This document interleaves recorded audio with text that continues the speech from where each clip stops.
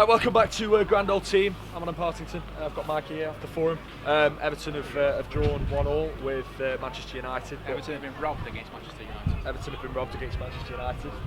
Well, that brings us on nicely to what we've just seen there in the last 5 minutes of that game. Perfectly valid goal, chalked off. Why do you think it? I mean, it's a mistake. Well, first off, yes, Sigurdsson's in an offside position. We should explain it. Well, Sigurdsson was down on the floor in an offside position. He's not interfering with play. We have a shot, it hits a United player, yes, and then it goes into the goal. Yeah. Doesn't touch Sigurdsson at any point. Perfectly valid goal. But then all the United players rush over to the linesman. The linesman and then the referee then bottle it, and the VAR ref overturns it, and we get the goal chalked off. We should have won 2-1. It's ended 1-0. I thought the whole idea of VAR was supposed to eradicate refereeing mistakes. So, how?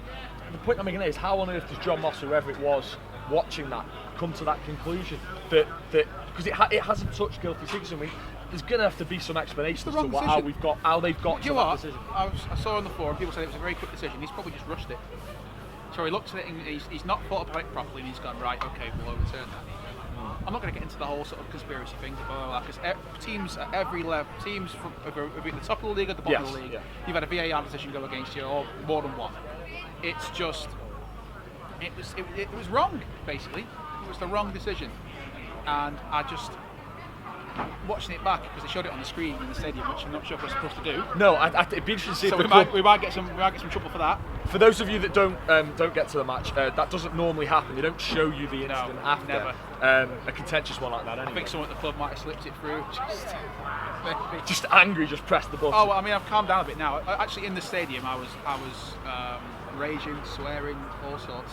I walked down all the way down to the front of the street just so I could yell at them a bit so I could be a bit closer when I was yelling at them. Obviously, I didn't get anywhere near them. Well, you were warranted in your anger. Moving on though to the actual game, I thought that the first half we got overran a little bit, got lucky with Dominic Calvert-Lewin's goal. For those of you who hasn't seen it, De Gea makes a mistake. It's Dominic Calvert-Lewin. Dom made a goal out of nothing now. He did. Another game, another goal. Yes, and he had to be in the right place. What's that, 13 now? Yeah, I think so. He should get past at least. We were in probably 15 to 20 now, as long as he doesn't get hurt or something. What do you put that down to, Dominic Calvert-Lewin's recent? The fact we've gone with 2 up top. Basically, I think when we had Silva as the manager, it doesn't matter who the striker was. It could have been Moise Keane, it could have been Calvert-Lewin, it could have been Tosin Murphy. We always played the striker ridiculously. They were always ridiculously isolated, didn't get any real service, and give people a surprise that we weren't scoring goals. Well, that's why. Since Silva's gone, both Ferguson and Ancelotti, we've gone with 2 up top to actually get some service to the strikers. We actually have something to work with up there. Sometimes you can go as much as 3 or even 4 up top if we're really chasing the game, and it's paid dividends. You know, I think for most of the last season and pretty much all of this season, whenever Dominic Calvert-Lewin was getting slated constantly, because he was getting slated constantly, it was embarrassing how much the fans were just having a go at him. I kept saying, we change the system, he'll start doing better. And what happens when we change the system? He starts doing better. You know, I think this is proof now. I don't think anyone can deny it now. The reason why he was, not scoring as many as he was because the system wasn't right. And I will say that forever.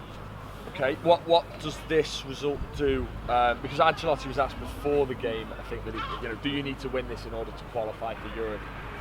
This match, he played that down and said no. I think there are going to be other opportunities. In your opinion, though, can Everton still qualify for Europe after today? Probably not. I think we'll finish between 10th and 8th, probably. Would that? I mean, how would you then? How would you view the season then? I said this on the forum last week. It's a shame, really, this opportunity to qualify for Europe has come too soon. Because if we'd had Ancelotti all season, I think we would have been higher than we are now. We'd have a genuine chance. Unfortunately, the first, Silva manager 3 or 4 months of this season, that was so bad, and we dropped so many points during that period that it's just. I think it's impossible for us to catch teams ahead of us now. So really, this season is all about Ancelotti finding out who he can and can't trust, who he wants, who he doesn't want, and then giving the window in the summer and a pre-season to hopefully kick us on. Hopefully. Mikey has always been top man. Appreciate it, brother. Cheers. See you later.